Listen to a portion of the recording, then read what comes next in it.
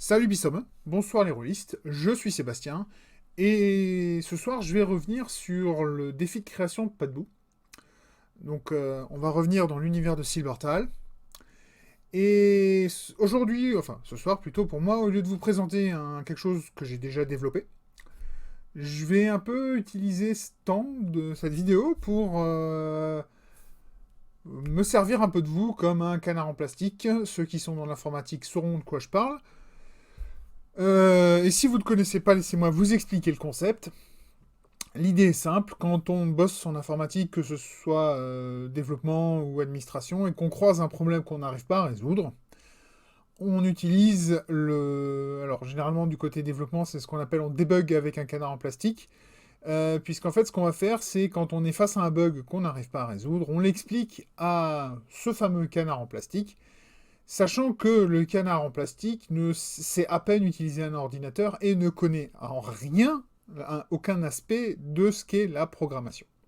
Et donc, pourquoi j'en parle de ça? Eh bien, c'est parce qu'il faut arriver à expliquer un problème en redescendant au niveau le plus bas, le plus élémentaire et le plus simple que même un non-initié arrivera à comprendre. Autrement dit, si vous arrivez à expliquer le problème à ce niveau-là, généralement, vous arriverez à comprendre d'où vient le problème et comment le régler. Et si vous n'arrivez pas à l'expliquer, eh ben, vous devez encore travailler dessus pour arriver à descendre aussi bas et pouvoir l'expliquer. C'est donc un cercle vertueux qui permet d'arriver aux explications les plus simples et les moins jargonneuses pour pouvoir régler un problème. Moi aujourd'hui, donc je vais me servir de cette vidéo non pas pour descendre en plus bas, mais ça pourrait être intéressant, mais je vais reprendre une idée que j'avais fait il y a quelques vidéos en arrière dans un défi de création, c'était parler des fameuses lentilles de Jesse Shell. Et donc je ressors les cartes de The Art of Game Design de Jesse Shell. Et aujourd'hui, je vais m'intéresser à une lentille qui est très importante. Donc c'est la lentille de la résolution des problèmes, dit The Lens of Problem Solving. J'ai juste une vieille ombre sur la figure, donc je vais plutôt le mettre là. Est-ce que j'arrive, si je le mets plus proche, à ce que ce soit lisible? Non, elle ne fera pas le point. Donc, comme la dernière fois, je réécrirai dans la description là en bas cette carte. Bien sûr, je la mettrai en anglais et en français, parce que vu que je m'exprime en français, je vais au moins essayer de la traduire pour pouvoir discuter un peu de tout ça. Donc, je vais vous lire ce qu'il y a sur cette carte, et puis, et puis je vais en discuter. Et puis, si vous voulez réagir, rebondir, ou bien simplement répondre à ces questions pour votre jeu que vous êtes en train de développer, parce que je l'espère, vous êtes aussi en train de faire le défi de création de Padbou, eh bien, n'hésitez pas à y répondre, parce que c'est une lentille qui est très importante. Donc, je vais la lire. Je vais la lire d'abord en anglais, puis je vais essayer de faire une traduction à la volée en français. Donc vous m'excuserez mon accent, et s'il y a des fautes, d'une manière ou d'une autre, elles sont de mon fait, et certainement pas de ce qui est écrit là-dessus. Très bien. Alors, every game has problems to solve. To use this lens, think about the problems your player must solve to succeed at your game. Ask yourself this question. Ok, donc, tous les jeux ont des problèmes à résoudre. Pour utiliser cette lentille, réfléchissez aux problèmes que vos joueurs vont devoir résoudre pour gagner le jeu. Et donc, posez-vous les questions suivantes. What problems does my game ask the player to solve? Are these hidden problems... Ah, bah, on recommence. Excusez-moi, je ne vais pas faire plein de prises. Hein. Are there hidden problems to solve that arise as part of gameplay? How can my game generate new problems so that players keep coming back? Donc, je vais les traduire une par une, et je vais y répondre tout de suite. Donc, allons-y. Quel problème Bon, je vais paraphraser, parce que traduire à la volée, c'est jamais facile. En plus, là, je m'enregistre, donc je vais encore moins y arriver. En gros, quels sont les problèmes que je veux que les joueurs résolvent dans mon jeu? J'en avais déjà parlé.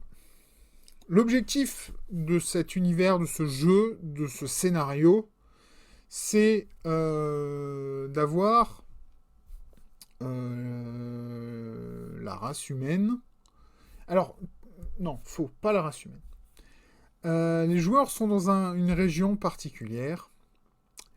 Et c'est une région qui, un peu comme en miroir de l'Alsace, ma région à moi, a passé un temps très long dans un empire, et un royaume voisin a des velléités dessus parce que c'est une région très riche et avec des technologies très modernes. Donc pour ceux qui ne sauraient pas de quoi je parle de plus de 1000 ans, l'Alsace, pardon, a une culture de plus de 1000 ans germanique. Elle a été pendant très longtemps dans le Saint-Empire romain germanique, et elle a été conquise, alors, si je ne me trompe pas, en 1468 ou 69 par la France pour la première fois. Et encore, c'est pas toute l'Alsace. La date que je vous ai donnée, c'est la date, si je me rappelle bien, de la conquête de Strasbourg, qui était à l'époque une des 10 villes franches de l'Empire, qui n'était pas sous les ordres d'un prince ou quelqu'un de plus bas dans l'échelle féodale, mais directement répondait à l'empereur. Et c'était une ville franche. Voilà. Qu'on appelait le décapole, donc les 10 villes de l'Empire, qui étaient les 10 villes libres qui répondaient à l'empereur. Et en fait, généralement, c'était... Alors là, je pourrais me tromper, mais en tout cas pour Strasbourg, Strasbourg était une ville très riche, qui à l'époque possédait le plus grand bâtiment de la création, enfin de l'humanité, en tout cas encore debout, puisque la cathédrale de Strasbourg a été pendant plusieurs siècles le plus haut bâtiment, au moins de la chrétienté. Je pourrais pas dire pour le reste du monde, mais pour la chrétienté, j'en suis sûr. Malgré le fait qu'il lui soit arrivé pas mal de déboires et que le chantier était très long, parce qu'en fait, il y a eu 4 vagues de construction, et c'est tout un sujet qui est très passionnant, enfin que moi j'ai trouvé très intéressant, et que un jour j'en parlerai peut-être, mais il faudrait d'abord que je me redocumente dessus et que je réapprenne beaucoup de choses dessus. Mais passons. Donc, la région de Silbertal est, comme je disais, comme l'Alsace, une région qui est relativement riche, puisqu'elle a des mines d'argent, et qui a des technologies très modernes, puisque, à l'époque déjà, Strasbourg était, par exemple, un des grands centres d'impression, puisque, après tout, Gutenberg a passé un bon moment à Strasbourg, et à défaut, alors là je peux me tromper, mais à défaut d'y avoir inventé l'imprimerie, il y a très longtemps travaillé à Strasbourg. Voilà. Comme dit, je ne suis pas un expert en histoire, c'est des choses que j'ai appris à gauche à droite sur ma ville et ma région, loin de nos ancêtres les Gaulois. D'ailleurs, ça me fait penser à un très bon bouquin qu'il faudra que je fasse peut-être un petit short là-dessus. Mais je m'égare, on est presque à 8 minutes et je n'ai toujours pas parlé de jeu de rôle, excusez-moi, mais le sujet me tient à cœur, vous l'aurez deviné. Revenons-en à notre carte, et quels sont les problèmes que je veux que mes joueurs rencontrent et résolvent pour avancer dans le jeu. Eh bien, comme je l'ai dit, ils vont devoir se battre pour, non pas leur indépendance, mais au moins pour pouvoir rester dans l'endroit où ils veulent vivre.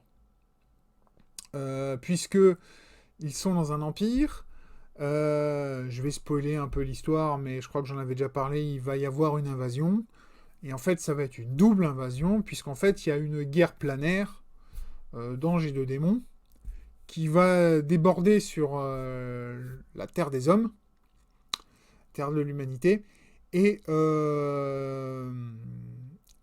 quand ces deux forces-là arrivent et commencent à se battre, ça va être bien sûr un moment de tension et de changement et d'instabilité où certaines factions humaines vont aussi s'aligner sur un des deux camps pour essayer de profiter et pour pouvoir réaliser certaines conquêtes sans qu'ils se rendent compte qu'en fait ils ne sont que des idiots utiles, qu'ils servent d'outils et un peu de chair à canon pour pouvoir faire progresser une guerre qui n'est pas la leur. Et aussi avoir au milieu une faction qui lutte pour son droit à l'autodétermination et son droit à la survie. Libre. Si vous remarquez, c'est des thèmes que j'apprécie et qui reviennent dans certains jeux de rôle que j'ai déjà couverts, par exemple Warsaw. Donc les problèmes. Eh ben ça, c'est le problème majeur. Mais ce problème majeur, pour y répondre, il va falloir l'attaquer sur plein de fronts, plein d'angles différents. Bien sûr, les joueurs vont devoir résoudre des combats classiques, un peu Donjons et Dragonesse, enfin des combats en petits groupes, des petits combats tactiques, même si forcément je vais pas. Mon objectif, c'est pas de pousser la tactique, juste le côté tactique très loin, c'est d'avoir des combats qui soient un peu plus cinématiques que ça, mais c'est vraiment des petits combats de petite échelle, des petits escarmouches de 4-5 personnes de chaque côté, ou pas plus. L'autre idée, l'autre niveau de problème que les joueurs vont devoir rencontrer, ça va être créer un jeu d'alliance, et donc avoir des moyens de représenter et résoudre des problèmes qui soient peut-être d'ordre plus diplomatique. Excusez-moi. Et donc, pour arriver à ça, mon système va devoir répondre à déjà ces deux problèmes. Comment je simule un combat, assez vite et de manière assez rapide et fluide pour pouvoir le traiter sans que ça prenne 2 heures pour 20 secondes, comme est malheureusement capable de le faire Pathfinder ou Donjons et Dragons.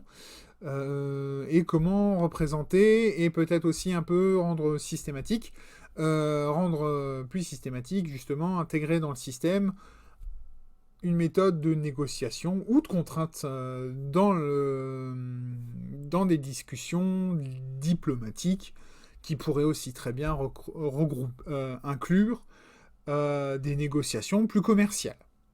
Puisqu'après tout, généralement, l'argent est un bon moyen de convaincre les gens. Et pourquoi pas les autres races extraplanaires, donc les nains, les elfes et tout cela dont j'avais déjà parlé dans une vidéo précédente, ils vont pas vouloir venir aider les humains de gaieté de cœur, et on sait très bien que même si les anges et les démons sont une menace qui risque probablement de se répandre sur les autres plans, tant qu'ils sont que sur un plan et pas sur le plan des autres races, les autres races en auront probablement pas grand-chose à faire. Et il faudra trouver d'autres moyens de les convaincre. Après tout, quand la guerre n'est pas chez vous, pourquoi vous inquiéter d'une guerre qui n'est pas à votre porte, hein? Voilà. Est-ce qu'il y aurait d'autres problèmes à résoudre de ce côté-là? Il pourrait y avoir des problèmes de logistique, mais est-ce que je veux vraiment que mes joueurs deviennent des généraux? Je ne pense pas.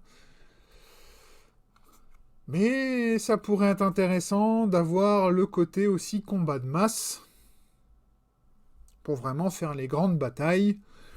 Après tout, le Seigneur des Anneaux, Dune et les grands récits épiques comme ça ont généralement ce genre de combat-là aussi, et il pourrait être intéressant d'en intégrer. Le problème, c'est que les solutions que j'ai déjà croisées pour ça sont des solutions qui sont relativement lourdes, dans le sens où il y a du calcul, une checklist à dérouler, une procédure à faire, avant de réaliser 2 ou 3 jets de dés et de définir l'issue du combat. C'est pas forcément le plus fun, c'est une approche un peu de comptable. Moi, ça va m'intéresser parce que le stratégiste que je suis, celui qui aime bien les jeux de stratégie et les jeux de tactique, va bien aimer. Mais l'idée, c'est que là, c'est pas que faire un jeu qui est fun pour moi. L'idée, c'est de faire un jeu qui peut être fun pour moi, mais qui va être aussi fun pour les gens dont c'est pas forcément le trip et qui donc trouver des solutions pour simplifier ça. Je reviendrai de toute façon, voilà. Mais c'est donc un autre point. Donc on a, je répète, les combats classiques. Le commerce, la diplomatie, même si les deux sont un peu liés, les combats de masse. Qu'est-ce que je voudrais d'autre comme élément, comme problème à régler dans mon jeu? Je crois que c'est déjà pas mal en fait, hein.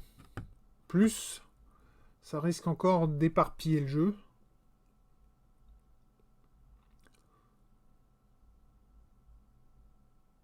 Parce qu'après, il va y avoir les... J'ai pas besoin vraiment de système d'exploration parce que c'est pas dans cet univers-là que ça va se jouer.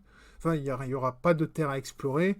Même si les humains vont sur d'autres plans, ils vont très vite rentrer en contact avec les habitants de ce plan qui ont exploré le plan. Je vais pas m'amuser à faire de l'exploration ou de la colonisation. J'ai pas envie de refaire un Kingmaker.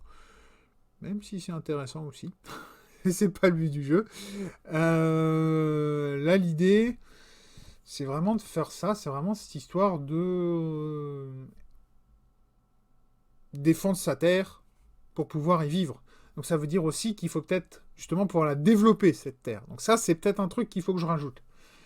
Un moyen de représenter et de développer différents aspects d'un royaume, d'une région, que les joueurs auront en contrôle ou peut-être pas, et à ce moment-là, c'est juste de l'influence. Par exemple, si je reprends un peu le système Birthright, il y a plusieurs types de holding, plusieurs types d'autorités, et il y a des gens qui sont capables d'influencer le commerce, d'autres qui vont être capables d'influencer la religion, et d'autres qui vont être capables d'influencer le côté militaire, le côté je défends je défends mon territoire, quoi, c'est les fonctions régaliennes plutôt. Donc le dirigeant qui est l'élu, enfin pas l'élu, mais qui est le dirigeant de droit, plutôt de jure, pas forcément de droit, mais de jure. Enfin, l'un ou l'autre d'ailleurs. Voilà. Enfin bon, voilà. Il y a, ça, c'est un point qu'il faudra que je rajoute dans le système. Donc ça commence à... Je pense que ils vont ils doivent déjà être écrits là depuis un petit moment. Enfin, là ou là, je sais pas. Mais voilà. Je pense que ça va être les 4 gros problèmes que je veux... pardon, les 5 maintenant, gros problèmes. Même si je pense qu'il y en a 2 qui peuvent être un peu recoupés chaque fois. C'est les grands axes que je voudrais avoir dans ce jeu. Question numéro 2. Est-ce qu'il va y avoir des problèmes cachés qui vont se révéler plus tard?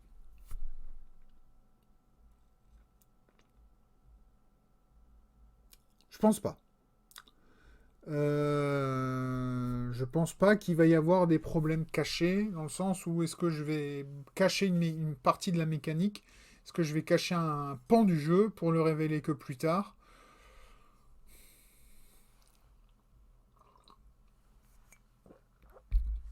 Non, parce qu'en fait, ça va vraiment dépendre. On est dans un jeu de rôle, on n'est pas dans un jeu de plateau ou un jeu vidéo où les choses sont un peu plus linéaires.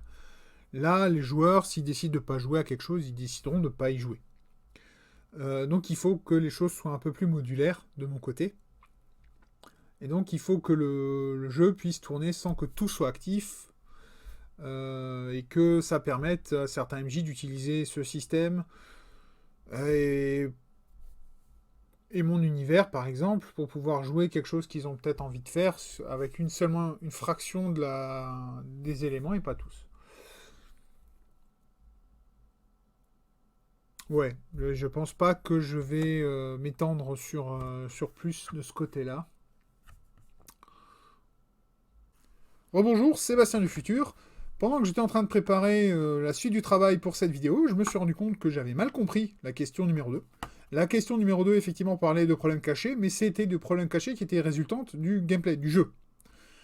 Et donc, bah, c'est naturel dans le JDR. C'est naturel. Quand les joueurs font des actions, le MJ décrit les réactions et les conséquences de ces actions directes, mais il y a aussi des conséquences, pardon, je m'en porte, qui sont indirectes et qui sont retardées, qui vont arriver plus tard, et qui vont influencer, changer, aggraver, simplifier certains problèmes, voire en créer des nouveaux, même si ça ne sera pas constamment. Donc, en fait, ça se tient.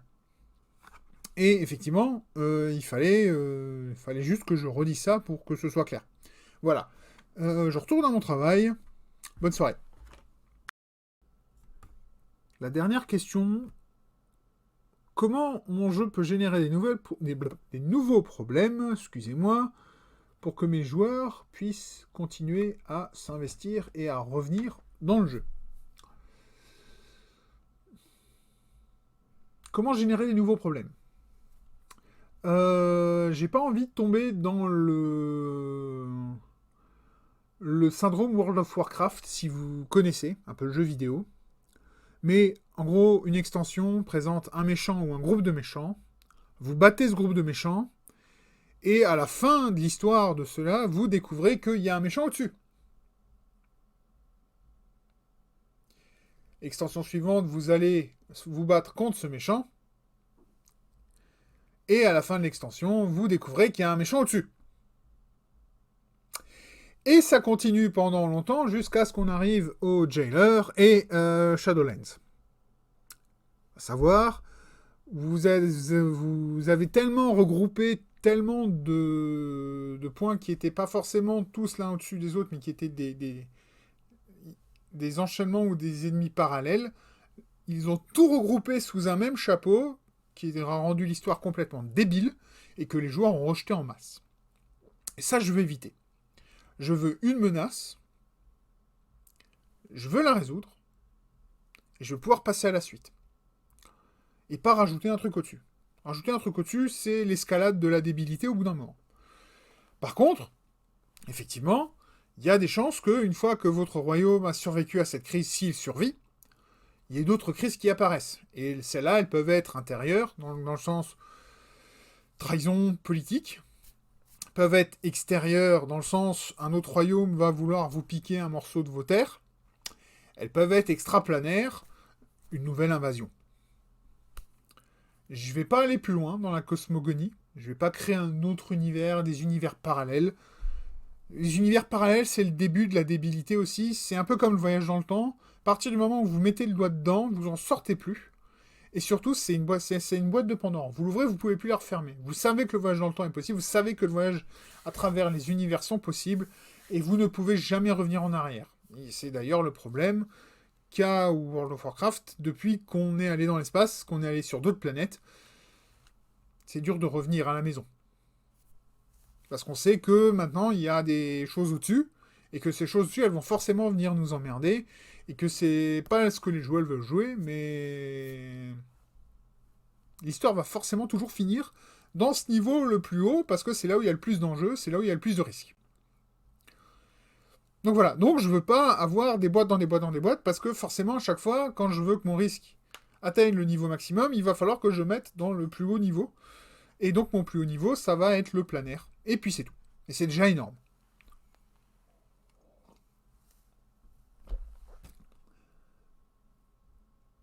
Et pour générer des nouveaux problèmes, puisque c'était ça la question,